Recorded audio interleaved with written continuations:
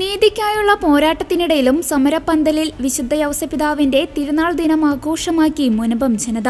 തൊഴിലാളികളുടെ മധ്യസ്ഥനായ വിശുദ്ധ യൗസപിതാവിന്റെ തിരുനാൾ ദിനമായ മാർച്ച് 19-ന് സമരപ്പന്തലിൽ നിരാഹാരമിരുന്നാണ് മുനമ്പത്തുകാർ തിരുനാൾ കുർബാനയിൽ പങ്കുകൊണ്ടത്.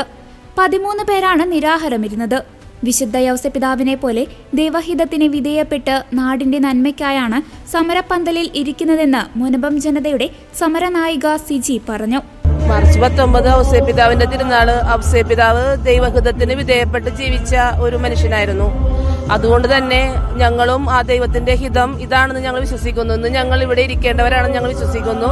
അപ്പോൾ ആ ദൈവഹിതത്തിന് വിധേയപ്പെട്ട് ഞങ്ങളും ഇന്ന് സമരപ്പന്തലിരിക്കുന്നത് ഞങ്ങളുടെ നാടിന്റെ നന്മയ്ക്ക് വേണ്ടിയിട്ടാണ്. അവകാശ സംരക്ഷണത്തിനായുള്ള മുനമ്പം ജനതയുടെ സമരം 158 ദിവസങ്ങൾ പിന്നിട്ടിരിക്കുകയാണ്.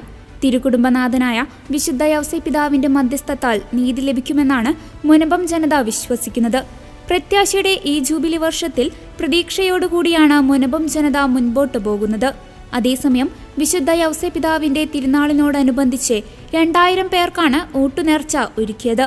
വിശുദ്ധ കുർബാനയ്ക്ക് ശേഷം ജാതിമത ഭേദമന്യേ എല്ലാവരും ഒരുമിച്ച് ഊട്ടുനേർച്ച കഴിച്ചു.